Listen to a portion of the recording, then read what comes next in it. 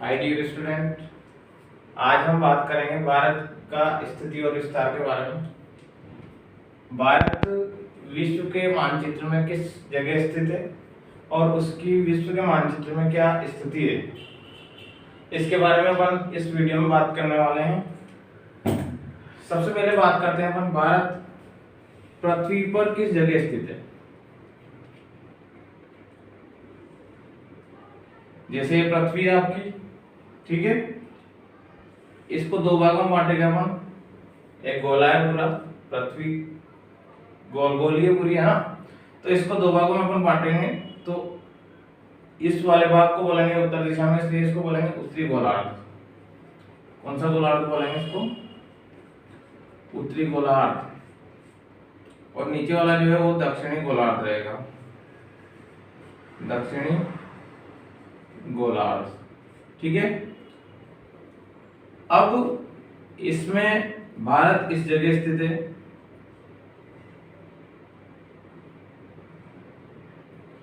तो एक बात तो फिक्स होगी कि भारत जो है वो उत्तरी गोलार्ध में स्थित है। लेकिन जब इस गोले के दो टुकड़े और अपन करेंगे, एक टुकड़ा ये और एक टुकड़ा ये, इसको बोल देंगे अपन पूर्वी गोलार्ध, इसको बोलेंगे पश्चिमी गोलार्ध, ठीक है ना। तो भारत जो है वो उत्तरी पूर्वी गोलार्ध में स्थित है। ये दिशा कौन सी हुई अपनी? उत्तरी पूर्वी दिशा है। भारत पृथ्वी पर किस जगह स्थित है? उत्तरी पूर्वी गोलार्ध में स्थित है, ठीक है ना। ये पृथ्वी पर भारत की स्थिति हुई। अब विश्व के मानचित्र में भारत की जो स्थिति है वो भी इसी प्रकार से है।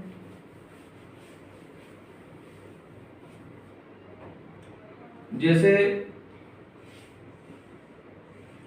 छोटा सा मैप बना रहा हूं आपके सामने।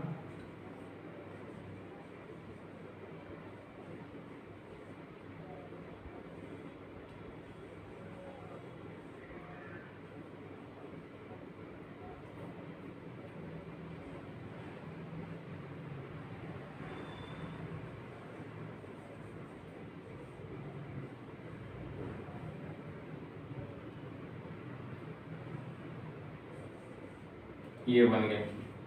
इसमें भारत इस जगह स्थित है, इस जगह, ठीक है। भूमध्य रेखा थोड़ा सा नीचे से गुजर रही, मकर रेखा और नीचे से गुजर रही इसके, और कर्क रेखा यहाँ पे इस जगह गुजर रही, ठीक है ना। तो भारत जो है वो संसार के मानचित्र में किस जगह स्थित है? इस जगह। अब इस जगह स्थित है तो यहाँ पे एक रेखा गुजर रही। देखो भूमध्य रेखा जो है वो 0 डिग्री पर है, और ऊपर वाली रेखा को बोलते हैं कर्क रेखा। कर्क रेखा 23.5 डिग्री पर स्थित है। मकर रेखा नीचे वाली रेखा को बोलते हैं दक्षिण में जो स्थित है उसको, ये भी 23.5 डिग्री पर ही स्थित है, ठीक है ना। ये जो रेखाएं हैं इनके बारे में अपन थोड़ा सा पढ़ने के बाद चर्चा करेंगे। जो कर्क रेखा जो गुजर रही अपनी, वो इस जगह से गुजर रही इस प्रकार से, ठीक है। ये भारत में कर्क रेखा है जो भारत को लगभग बराबर दो भागों में बांटती है, ठीक है ना। कर्क रेखा के बारे में मैं आपको एक जानकारी और दे दूं। कर्क रेखा भारत के 8 राज्यों से होकर गुजरती है। कितने राज्यों से होकर गुजरती है? 8 राज्यों से होकर गुजरती है। परीक्षा में प्रश्न आता है कौन सा राज्य से होकर कर्क रेखा नहीं गुजरती है, तो मैं आपको राज्यों के नाम बताऊंगा, वो राज्यों के नाम आपको याद रखने हैं, ठीक है। अब भारत के बारे में जान लेते हैं इसमें। तो उत्तरी पूर्वी गोलार्ध में भारत स्थित है। अब देखो भारत का क्षेत्रफल, भारत कैसा देश है? विश्व के संदर्भ में हम बात कर रहे हैं सबसे पहले। तो विश्व के संदर्भ में भारत कैसा देश है? भारत विश्व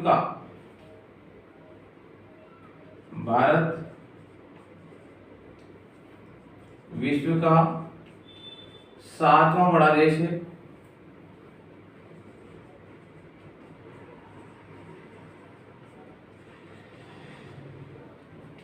कैसे बड़ा?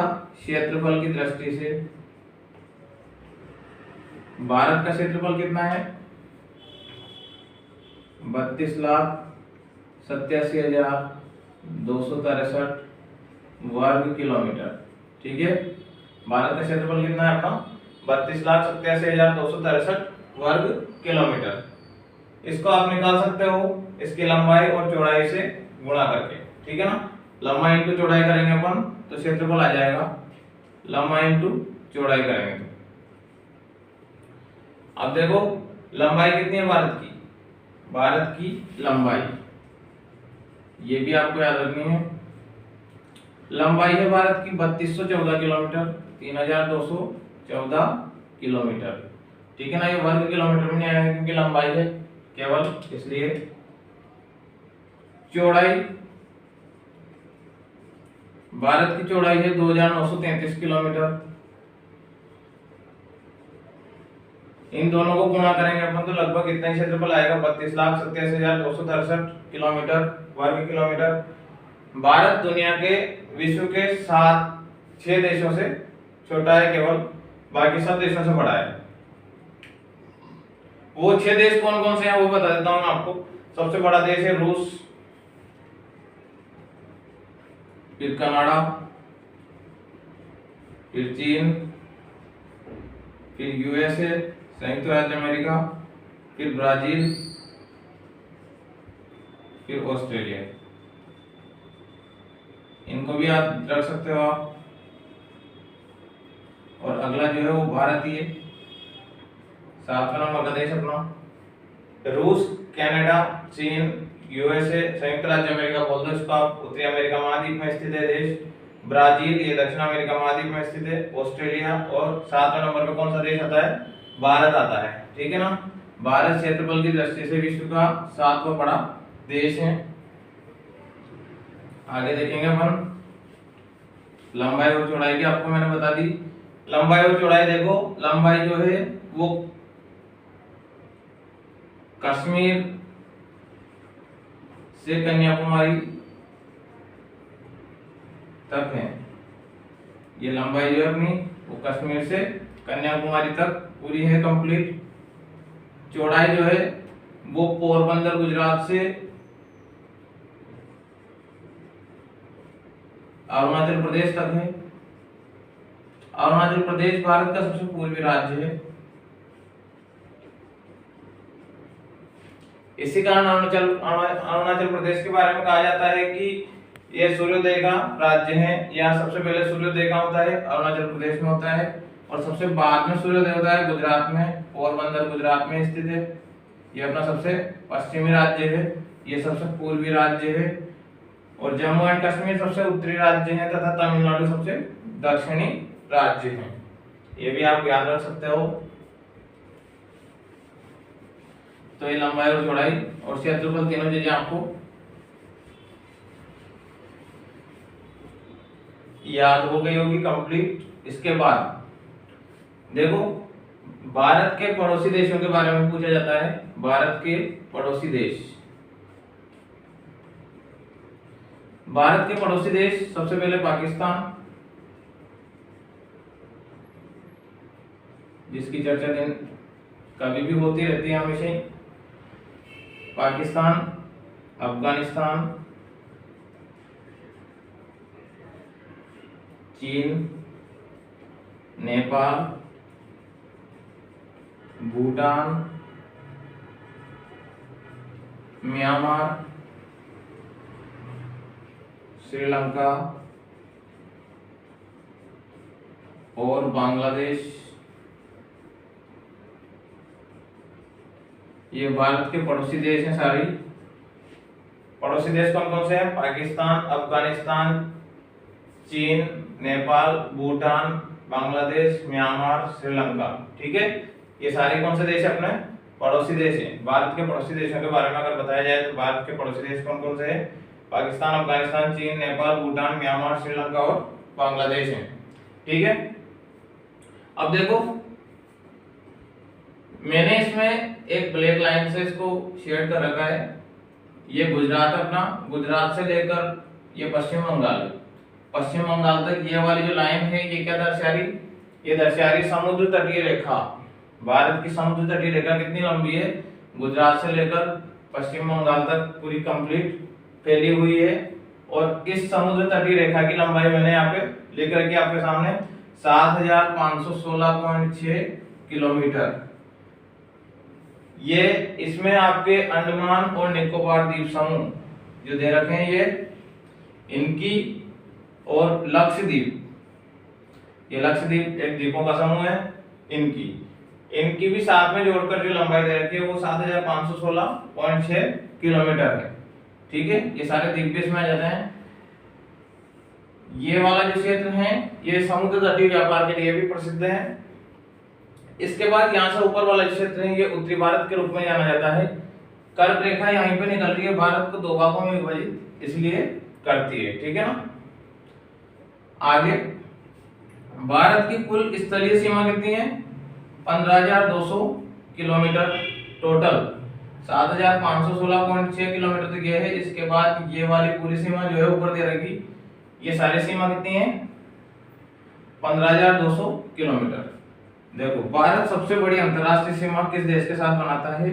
बांग्लादेश के साथ बनाता है। ये क्वेश्चन बहुत सारी बार पूछा जा चुका है।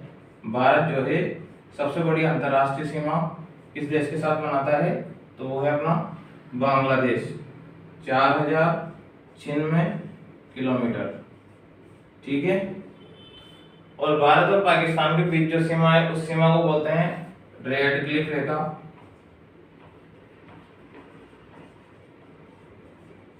रेड क्लिफ रेखा, रेड क्लिफ रेखा जो है वो भारत और पाकिस्तान के बीच सन 1947 में सर रेडक्लिफ द्वारा निर्धारित की गई थी, इसलिए इस रेखा का नाम क्या है? रेड क्लिफ रेखा।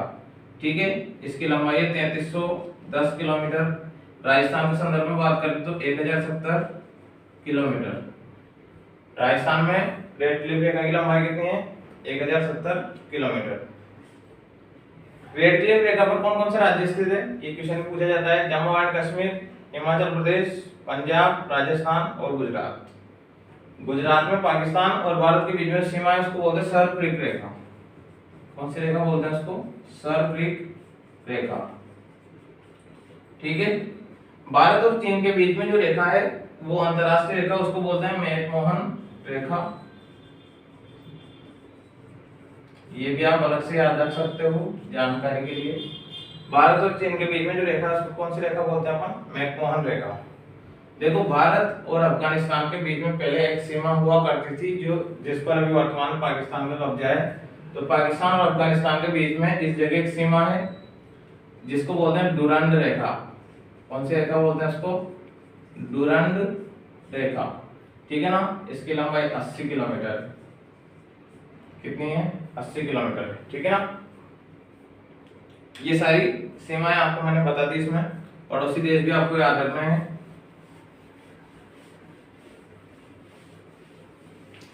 भारत का क्षेत्रफल कितना है? 32,87,263 वर्ग किलोमीटर। देखो ये तो क्षेत्रफल की दृष्टि से भारत का स्थान हुआ।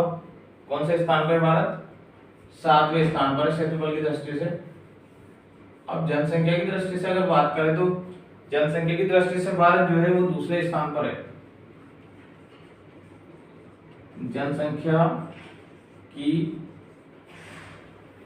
दृष्टि से भारत विश्व में दूसरे स्थान पर है। कौन से स्थान पर है? दूसरे स्थान पर है।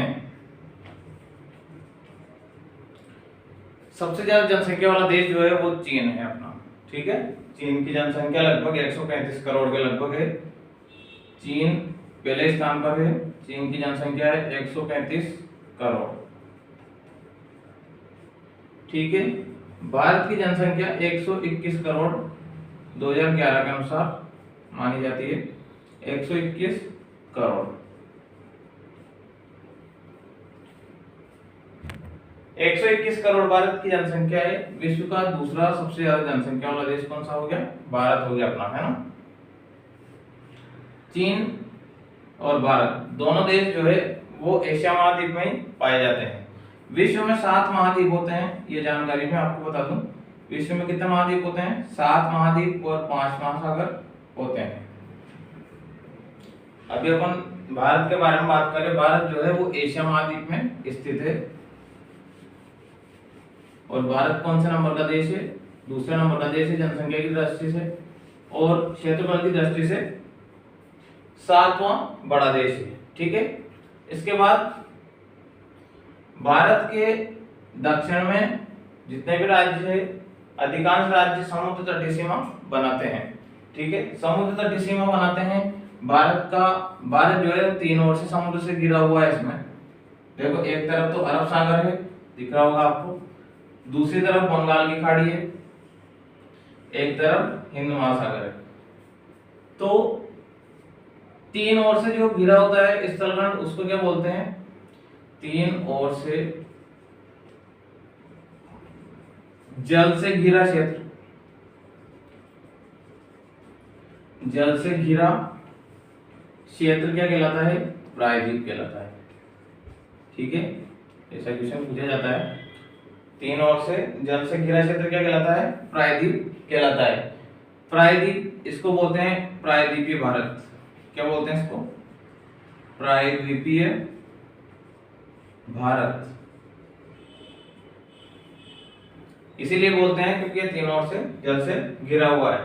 अपन बात कर रहे थे लक्षद्वीप की, तो लक्षद्वीप जो है एक द्वीपों का समूह है। यहाँ पे लगभग 36 द्वीप हैं। कितने द्वीप हैं? 36 में से 11 द्वीपों पर लोगों का निवास स्थान है या मानव निवास करता है। बाकी जितने भी द्वीप हैं उन पर लोग निवास नहीं करते हैं। ये सारे द्वीप प्रवाल से निर्मित द्वीप हैं। प्रवाल वित्तियां जो होती है उनके द्वारा निर्मित किए गए हैं। अंडमान और निकोबार द्वीप समूह जो है, यहाँ पर लगभग 240 द्वीप है या 241 द्वीप बोल सकते हैं आप।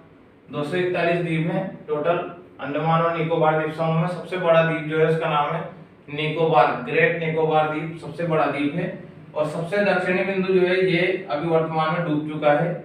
इसका नाम था इंदिरा पॉइंट। इंदिरा पॉइंट भारत का सबसे दक्षिणी बिंदु माना जाता था इंदिरा पॉइंट, जो वर्तमान में समुद्र में डूब चुका है। ठीक है, अभी वर्तमान में सबसे दक्षिणतम बिंदु जो माना जाता है वो माना जाता है कन्याकुमारी। इसके बाद भारत का विस्तार। ठीक है, भारत कहां से कहां तक फैला हुआ है? उत्तर में भारत हिमालय पर्वत से दक्षिण में हिंद महासागर तक फैला हुआ है। यहाँ पे एक पर्वतमाला स्थित है जिसको बोलते हैं हिंद महासागर नहीं सॉरी, हिमालय पर्वत बोलते हैं, और दक्षिण में है हिंद महासागर। ठीक है, अब देखो, आप पूरब में भी एक पर्वतमाला है, इसको बोलते हैं अराकान योमा पर्वतमाला।